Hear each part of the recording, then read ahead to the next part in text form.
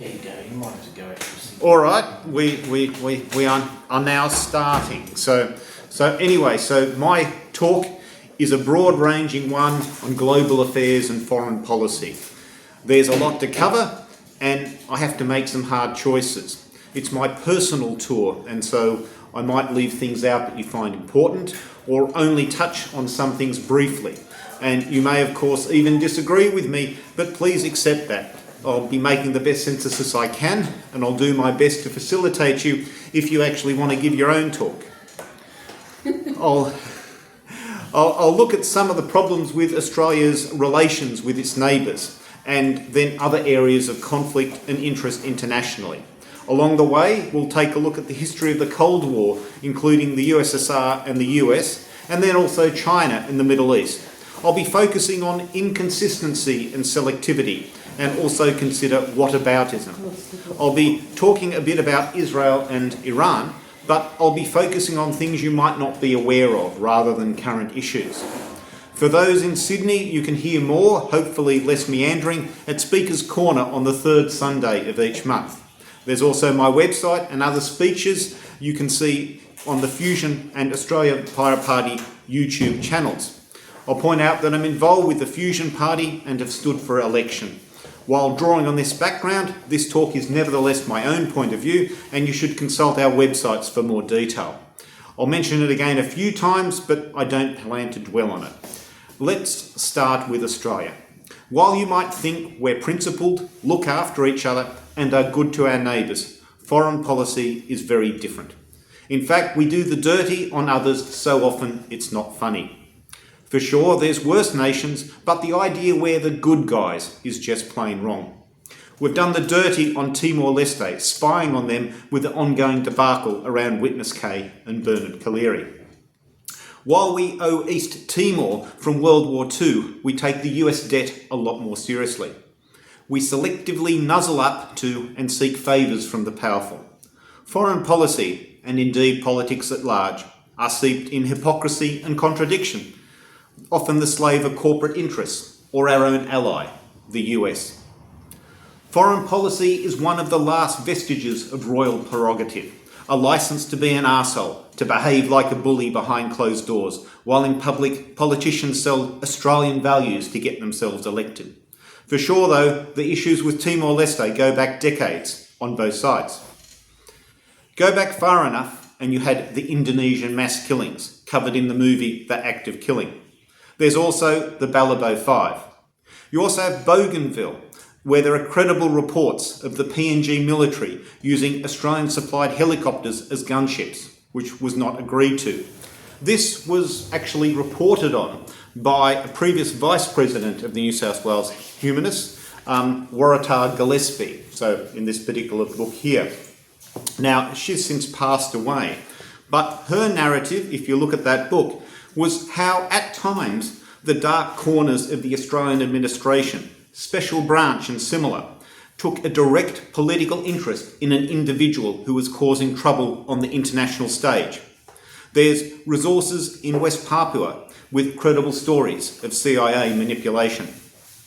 It's mostly the result of financial interests or a blind focus on economic gains, or else we're kowtowing to the US. At times, our help is genuine. We don't want our neighbours to become failed states, and we have government officials serve sabbatical overseas, which is a small part. But there's also a self-serving tinge, as when we helped our neighbours in order to stop China from getting a foothold. And we can wonder if nations really do need our infrastructure, or whether it's just a subsidy to our engineering and construction firms. While mostly outside the public eye, foreign policy can become controversial, like policies around immigration and refugees. I'm concerned about how our economy leans on development propped up through immigration and struggles to keep up with infrastructure, and do think about controlling our immigration numbers while also being mindful of our international obligations. First, because refugees are about 10% of our total intake, I'd be happy to both double the refugee intake and halve the total intake. And second, I'd want to push our foreign aid budget up towards the UN recommended level of 0.7% of GDP. Our tax system shares the burden of our international obligations reasonably equitably, but not without controversy. In any case, it's a fairer sharing than struggling with the lurching and unevenly spread impacts that result from immigration. Okay, all making sense so far? Want to stick around? Okay, all right, I will continue. Okay, into the mix, Fiji's Prime Minister sees his nation as the canary in the coal mine when it comes to climate change, and our neighbours have concerns about being flooded over time. It's a particular problem for Tuvalu. But for practical reasons, I'm going to try to avoid focusing on this issue. I will observe, however, that China is moving ahead strongly in terms of renewable power and is willing to engage with its impacts on the international scene. And in order to be taken seriously by Europe, it helps if you can show you're serious about climate change. I say this only as a rejoinder to those who focus on the costs of climate change without considering the benefits. I've spoken so far about our region, but we do tend to get drawn into distant conflicts and issues. We end up tangled with the US and the hypocrisy becomes more apparent. There's lots of injustice, but we focus on particular nations for other reasons. You have selective humanitarian intervention. There's a great many conflicts around the world. There's the obvious ones, Ukraine, Gaza, Iran. But there are others, such as the conflict in Tigray in northern Ethiopia, where locals have had a decades-long struggle for independence against the Ethiopian and Eritrean governments. We've had 150,000 casualties and 5 million people facing starvation as a result of government blockades. We can also consider the proxy war in Yemen between Iran, Saudi Arabia and the US, which has caused hundreds of thousands of casualties. In Sri Lanka 10 years ago, over 100,000 Tamils were murdered over a few days. Cambodia had the killing fields, and Indonesia its mass killings. West Papua, closer to home, had a population of 1.2 million indigenous people with 1 million Indonesian migrants, some of which were forced migrants, and 500,000 dead in the last 60 years. Now, we also have this book here. The road does actually describe some of the things going on in West Papua. And of course, I've mentioned Bougainville, where over 50,000 people died during the fight for independence. Human rights abuses in Iran get some attention, but equally, Saudi Arabia is an Islamic republic, an authoritarian theocracy based on a religious text. But it gets off lightly in comparison. There's selective indignation. We also have religiously influenced democracies such as Israel, but there's also India, where the government has a strong religious base. While not a theocracy, there's concern about religious influence on our own Australian government. And there is actually this book by Max Wallace. He's actually president of the Rationalists. I know some of us are involved in that group. And this particular book has a foreword by Philip Adams, so he sort of took an interest in things. So there's okay. So you can criticize. Okay, you can criticise Iran for its human rights abuses along with Israel. Now, Bob Carr has noted how Russia's intervention into the Ukraine is much criticised, but till recently not Israel's into Gaza. Sections of the left, however, give Iran and other oppressive Islamic regimes a free pass, merely because they're in opposition to the US. If you take a more nuanced view, you can see my enemy's enemy is not necessarily my friend. Opposition to the US does not automatically make you right. You can still be committing human rights abuses. The US and Iran can both be flawed in different ways. There's a hierarchy based not on casualties, but rather whether it fits into some sort of national strategic interest, with different elements lining up for and against. You have what might be called the defence media complex, noting Eisenhower spoke about the military-industrial complex. You might recall Christopher Skase, who allegedly scarpered off with quite a lot of money, generating a great deal of media interest. I've wondered if the advertising revenue associated with his coverage might have exceeded what he allegedly scarpered off with. But at the same time, many foreign policy decisions are made in secret, like how we dealt with Timor-Leste, and also the US bases in Australia don't get much democratic scrutiny. Now, for sure, violence and death are bad regardless, but we do seem to be engaged in not only selective awareness, but also selective outrage. Dr. Joseph Toscano in Melbourne talks about total outrage, an overall appreciation of what's going on in the whole world. But the West doesn't have a monopoly on selectivity. There's an Organisation of Islamic Countries with their Cairo Declaration of Human Rights. While some member countries may have relatively good human rights records, they will never criticise the human rights abuses of other member nations. China has noted that the OIC has not criticised their treatment of Uyghurs, claiming that that means there's no problem.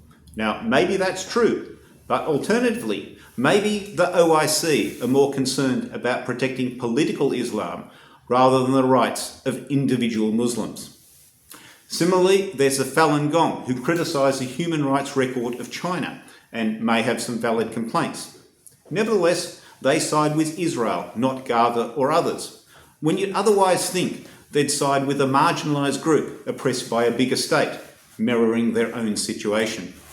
Of course, they're free to make their own choices, but to me, it seems their focus is on anything that opposes the Chinese government, rather than protecting individuals from abuse.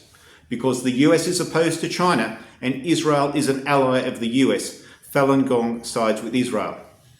It's an extension of the notion that my enemy's enemy is my friend, where here, my enemy's enemy's ally is my friend. Going away from global politics, though, let me tell you about what got me first thinking about selectivity. In the New South Wales Skeptics, they'll welcome your non-qualified, unqualified, non-professional support if you support vaccination. But if you talk about the influence of attitude on cancer, something with a degree of statistical credibility, have that in this book here, your credentials will be carefully scrutinised. It's part of the same family, so-called selective call for rigour, and you can see it in many places if you care to look. There's also whataboutism. Now, I'll certainly make my criticisms in the shadow of much injustice everywhere, and people might ask, what about other abuses? My defence is partly that I try to make an independent, dispassionate analysis, separately to public indignation. I don't claim that the injustice I focus on is a great or grand injustice. It is invariably one of many. But I choose to spotlight an issue, not because it is hard to think about too many things at once, and because it is an area where I feel I can personally make a difference. In addition, there's also moral proximity. It makes sense to be more concerned about the sins of our supposed allies, rather than random nations we have less to do with. If you'll forgive morbid and I guess potentially poor taste comparison, which I don't mind, which I hope you won't mind, it's bad when anyone beats up their wife, but we're more concerned when we hear about our second cousin doing it, as compared to someone we don't know from a bar of soap. Still, I've spoken about total outrage, and that's also something to think about.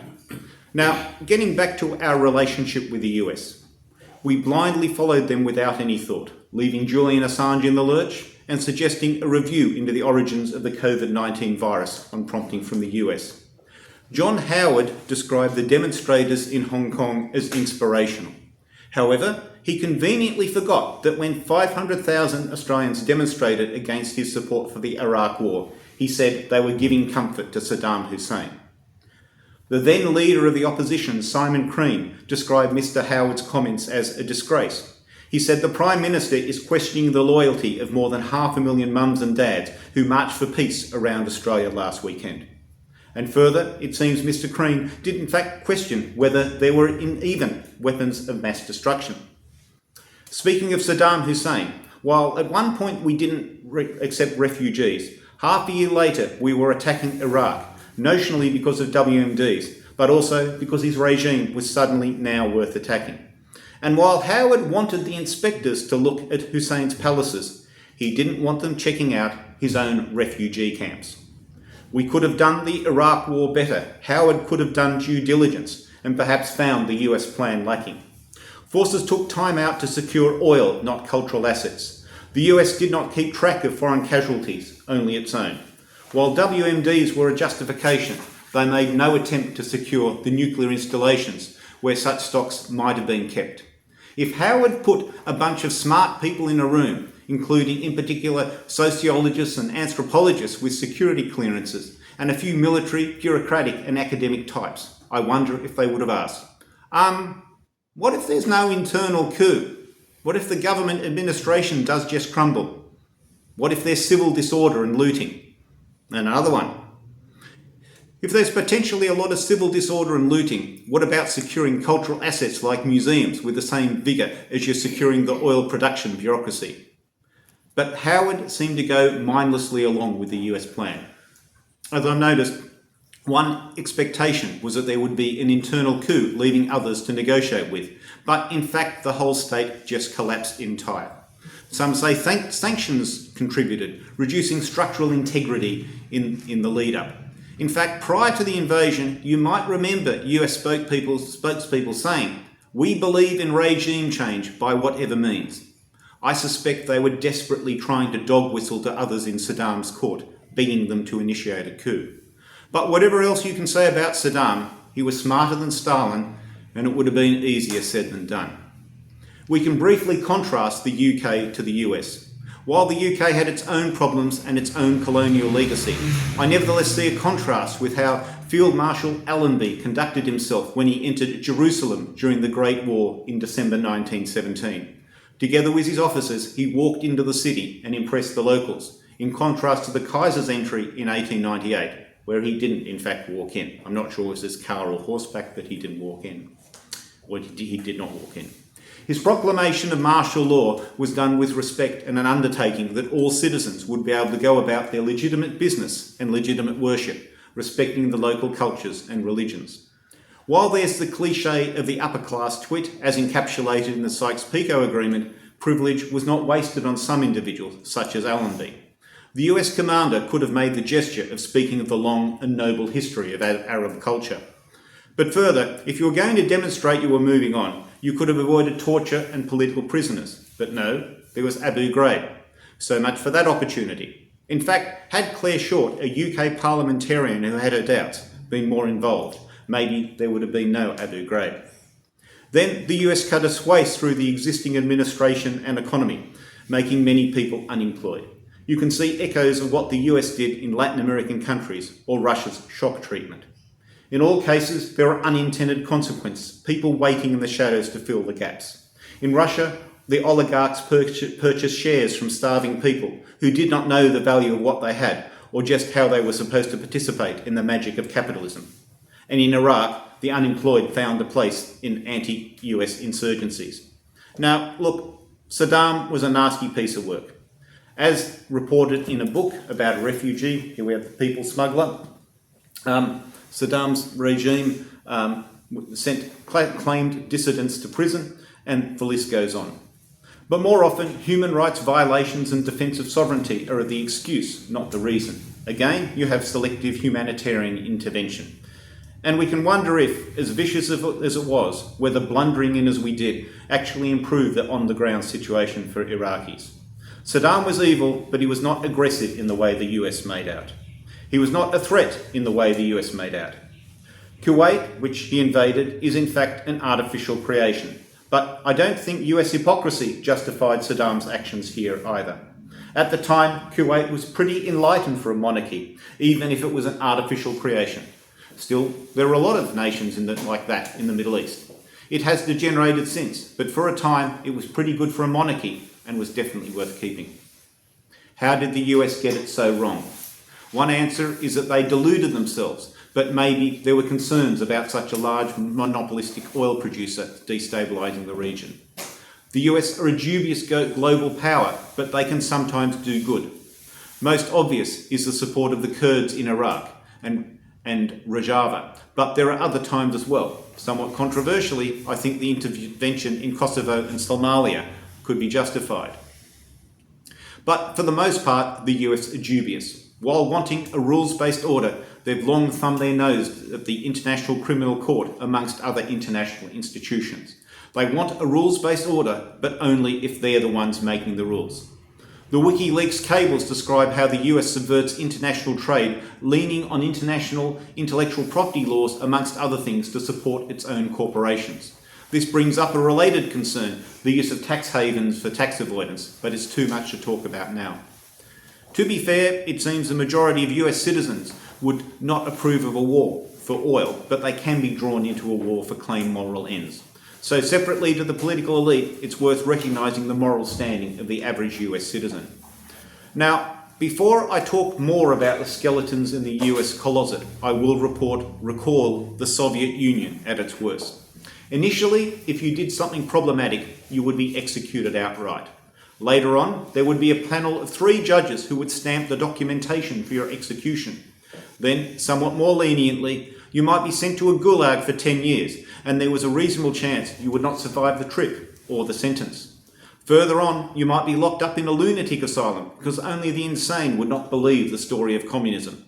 Lastly, if you were politically inconvenient, you might be shipped off to an anonymous township in Siberia where you would actually live out your days comfortably, but in comfortable irrelevance. Along the way, the Soviet Union managed to kill Nikolai Valovov, then the world's greatest living geneticist. However, more recently, things were not as bad as the propaganda made out. Consumer goods like washing machines were durable and well designed, outside the shadow of commercial trade-offs and planned obsolescence that we have in the West.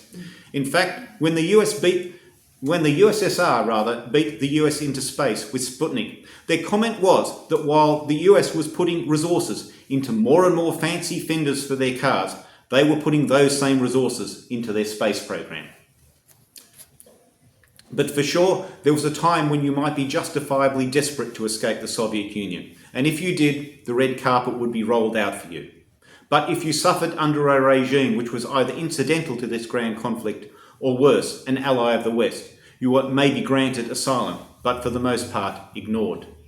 So I wonder, how are we going here? Maybe we should have a break, or what's... what? You can finish it. Okay, all right. I have been some encouragement to. Okay, so all right. Okay, maybe I'm repeating my sentence, but I'll go back, or my paragraph, but I'll go back to here. But for sure, there was a time when you might be justifiably desperate to escape the Soviet Union, and if you did, the red carpet would be rolled out for you. But if you suffered under a regime which was either incidental to this grand conflict, or worse, an ally of the West, you were maybe granted asylum, but for the most part, ignored. But back to the US. There was the execution of the Rosenbergs, as though the Russians were too stupid to figure out for themselves how to make a nuclear bomb. They turfed people off islands to make space for their nuclear tests. They let syphilis develop in a group of US blacks just to see what would happen.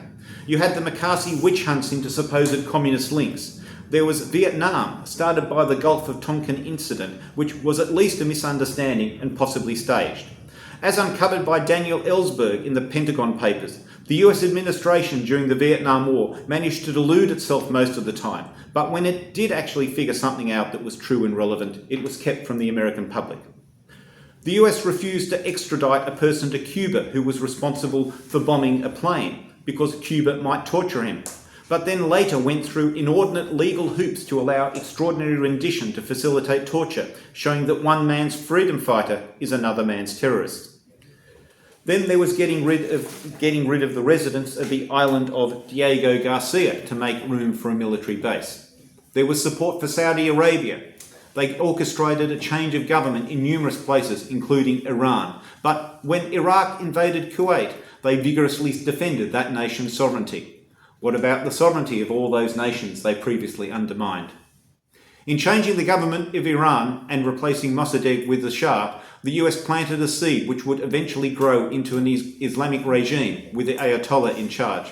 Partly this was the result of the Shah being ignorant of the ongoing resentment building up against his government, but also because more progressive elements were sidelined during the revolution.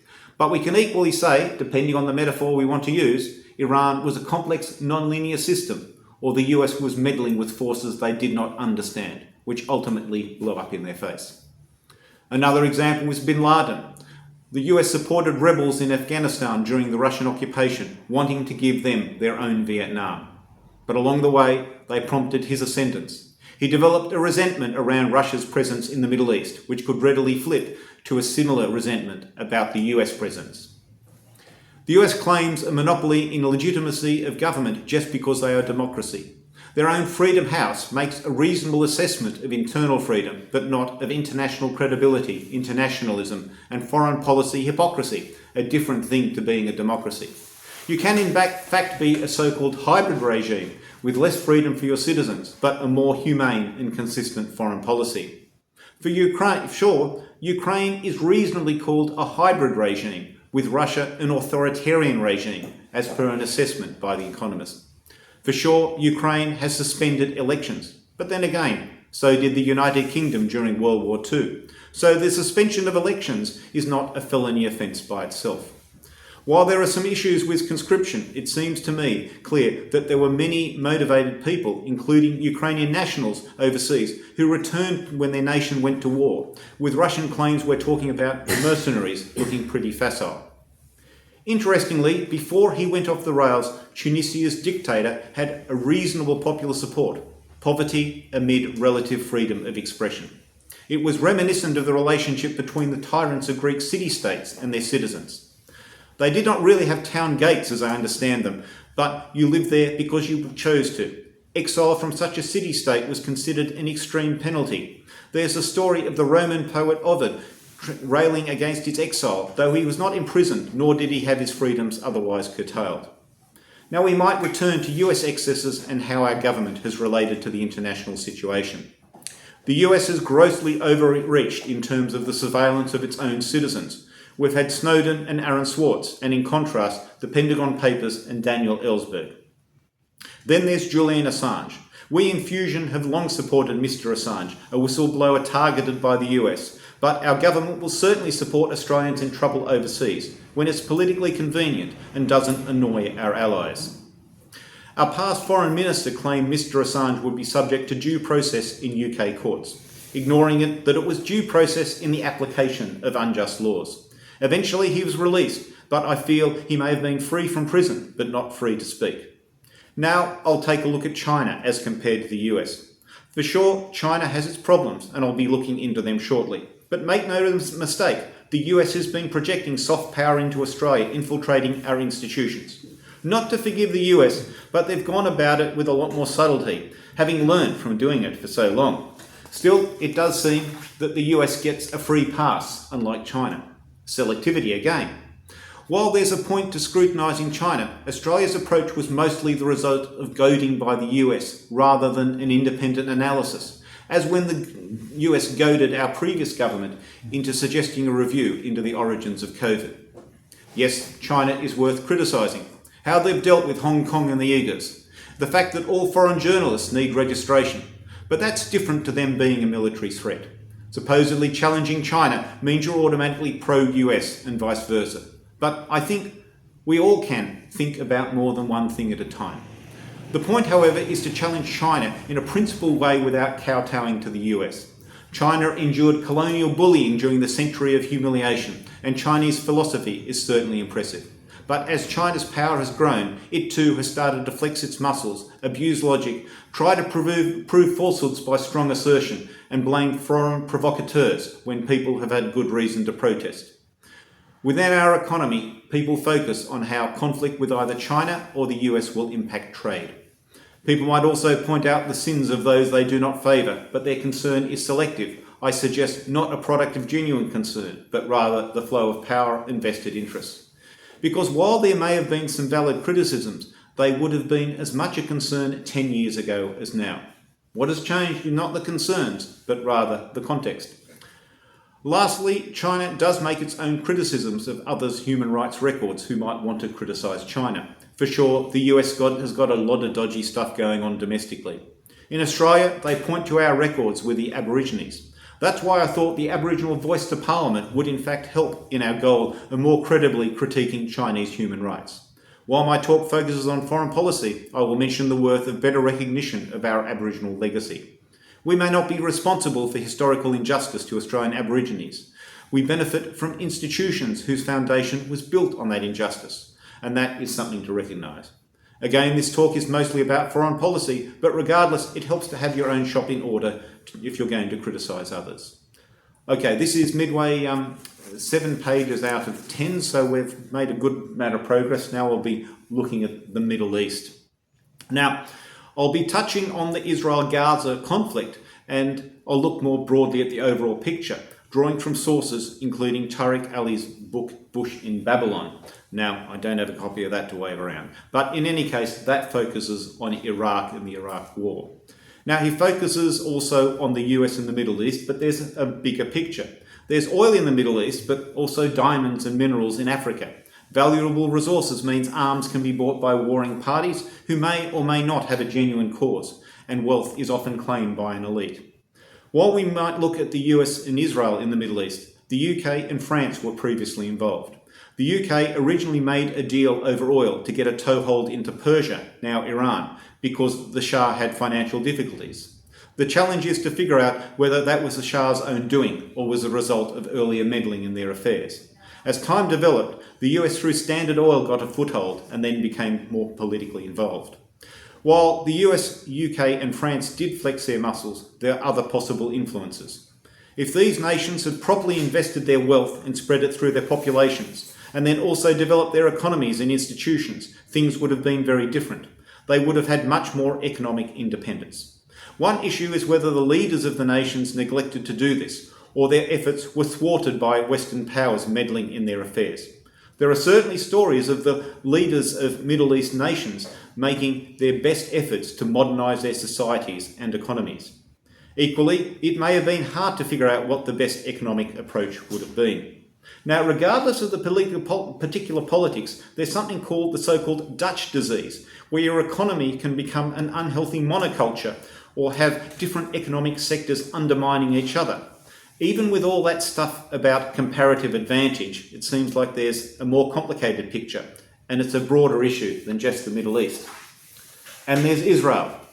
Some claim the US is captured by Israel, but the US challenged Israel during the Suez Crisis, and many different commentators will say the UN is captured by the US, or that there's a litany of adverse resolutions by the UN against Israel. But it was the UN that recognised Israel long ago. And speaking of Israel, let me take a diversion into its formation, global affairs, and some of the things it has done, things that you might not be aware of. So I don't wish to be overly distracted by current concerns, so that's what I do want to focus on. But in any case, there are two historical aspects to Israel apart from its formation. The first is the Sykes-Picot Agreement, where an arbitrary line was drawn with the objective to give the UK interests a buffer zone and throw in a few things to sweeten it for the French. The second is the UN vote for the recognition of Israel, which interestingly Australia voted in favour of while the UK abstained. Originally, nonconformist Christians, more steeped in the Bible as compared to Greek literature, as were other British Christians, sought the return of the Jews to their claimed homeland. Chaim Weizmann impressed the Brits with his approach to the synthesis of acetone for munitions, and the Jews fought in the British Army as the Jewish Legions and also at Gallipoli in the Zion Mule Corps. Together, these influences made the UK support the formation of Israel, though by the time it formed, they had enough of administering the region, and that's covered in this particular book here.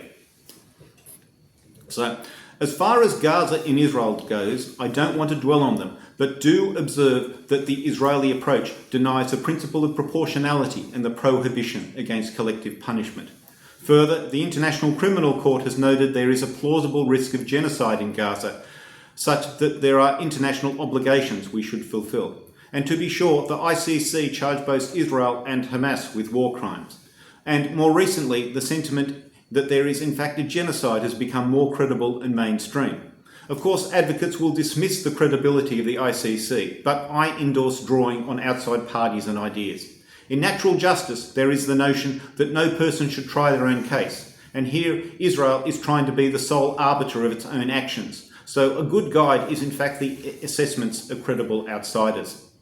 In Australia, we had Mordecai Vanunu, who wanted to speak about the Israeli nuclear program and was seduced by a Mossad agent in international waters, abducted and taken to Israel, eventually ending up in prison for quite some time. You might recall the controversy about Mossad agents claiming the identity of dual nationality Australian-Israeli citizens. Going one step further, in New Zealand, Mossad agents committed the identity theft of a disabled person. This eventually went to New Zealand court, where Mossad was ordered to pay the associated charity tens of thousands of dollars. More recently, we've had prisoner X, a dual Australia-Israel national, who died in Israeli prison. There's also the assassination of Dr. Gerald Bull, who was building the superguns for Saddam Hussein. Israel aren't the only nation that might have killed him, but it's a pretty short list. I've outlined the hypocrisies in various nations' foreign policy agendas, and also the other conflicts which get little attention. On the one hand, I do think some of the criticism of Israel is driven by emotions and tribalism. I don't feel that's anti-Semitism though, because, well, a lot of political debate is driven by emotions and tribalism. For sure, an attempt to critique Israel will get accusations of anti-Semitism, something I disagree with.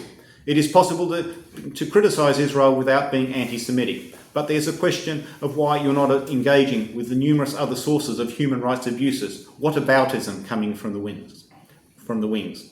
Still, there is one way in which a critique of Israel is justified. That is not to say they're the greatest source of human rights abuses on the planet, but rather that their abuses are more closely proximate to us, in terms of both moral and political proximity through the alliances our nation has. One past comment resonates with me.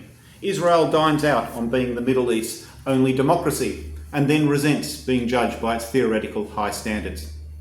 Having now diverted into some historical and other elements of Israel, it's worth noting that Saudi Arabia, along with other OPEC members, flexed their muscles during the conflict with Israel. In fact, at one stage the US contemplated the invasion of Saudi Arabia. There's a so-called Cold War between Iran and Saudi Arabia. Yes, the US historically did have its mitts all over Iran, but not now. The Ottoman Empire was Sunni, but did not reach as far as Persia, what we call Iran, or much of what was occupied by the Sauds. Iran ended up with a religious rule based on Shia Islam, while the Saud developed Salafism within Sunni Islam and within a monarchy, the result of a consolidation of territory south of Persia, together with some vestiges of the Ottoman Empire, including Mecca and Medina. Certainly, neither Iran nor Saudi Arabia are free nations, but they do flex their muscles and are in conflict with their own agendas. It does seem, however, that the US foreign policy over Israel and Palestine meant the US occupation of Iraq had no credibility. Even with the brutality of Saddam Hussein's regime, it seems they were not welcomed as liberators. It seems this lack of credibility was echoed in the policies of the communists in the early formations of Iraq, which also takes us to the origins of the Ba'ath Party, which was a reaction to the convenient concerns of left groups in France, who worried about the oppressed workers in France, but were blind to the oppression which resulted from French colonialism. You might say proletarian internationalism was betrayed. So Baathism was anti-colonial, nationalistic, and a reaction. At times it had a left character, but there was also the sentiment of unity of all classes against foreign powers. So at times the ideal of unity in the face of colonialism trumped class differences. While many communists in Iraq worked stridently on behalf of workers, Soviet-Russian influence was problematic. They only supported the UK and French against fascism after Germany attacked Russia, and also ceased resistance to the occupying UK and French forces during this time, and supported Israel in line with early Soviet policy. The Soviets later polarised against Israel as it sided with the US during the Cold War. They supported the Arab nations during the Suez Crisis, and some feel they prompted the Six-Day War. It seemed the communists in Russia sacrificed colonial independence for parochial Russian goals, rather than their supposed goals of a global workers' liberation. The communists in the Middle East, though, were at times divided, and some pursued an agenda different to Russia. Ali claims that if the communists had been consistent in the early days, they might have been behind a credible revolution. In fact, the communists were squeezed out during various power plays along the way. While the Ba'ath Party started off with talk of pan-Arab unity, and the people behind it originally seemed genuine, things degenerated as one of the players had military support to retake the party after a stack, and eventually had military dominance of politics with negligible internal democracy in the shadow of opportunistic power grabs. The Arab became self-serving rhetoric. Certainly, the US capitalist idea of property rights clashed with Arab property rights. In the ideal, it should be an effective democracy, not something imposed by the US on behalf of its firms. There was the notion of Arab oil for the Arabs. Into this complexity, the US claiming support for democracy seems hypocritical. It was willing to make a deal in the Bitter Lake with the then King of Saudi Arabia. It seems they were willing to look the other way on human rights because of oil. They were willing to make deals with the developing oppressive regimes like the one in Iran before the most recent revolution. and they celebrate Israel as being the only democracy in the region. Well, this may be partly because, by the way, they meddled in the Middle East before now. In history, the UK tried to manipulate Arab nations that were siding with the Nazi Germany, or they wanted to hold back the influence of socialists. And then there was the Cold War. Do we blame the US for participating in the Cold War? The US did make deals with Saddam in Iraq when it was convenient. Still, Saddam was smart enough to play the superpowers off against each other. Now, about to close, I have not said much about AUKUS or submarines or our participation in international military industrial ventures. And I've not really commented on recent visits by Chinese ships to nearby oceans. And I can only say so much here. Suffice to say, there's a lot more that can be said, but it's a wide-ranging field, and I can only say so much in one talk. But in closing, foreign policy is a way of being an arsehole, of abusing the truth, of flexing your muscles, or while beating your chest to claim credibility. This is true regardless, be it China or the US or Australia. We need to engage with the problems in the US global position and in criticising China. This does not mean that we thereby endorse the US or even our own foreign policy. At the same time, we should not deny our own hypocrisies. Surely we can think about more than one thing at a time. In Australia, we're not perfect and do not always realise our ideals as well as we would like to. Who is? But we do believe in the fair go and letting people say their piece. It's a free country after all. Foreign policy, however, does not match this ideal. Thank you.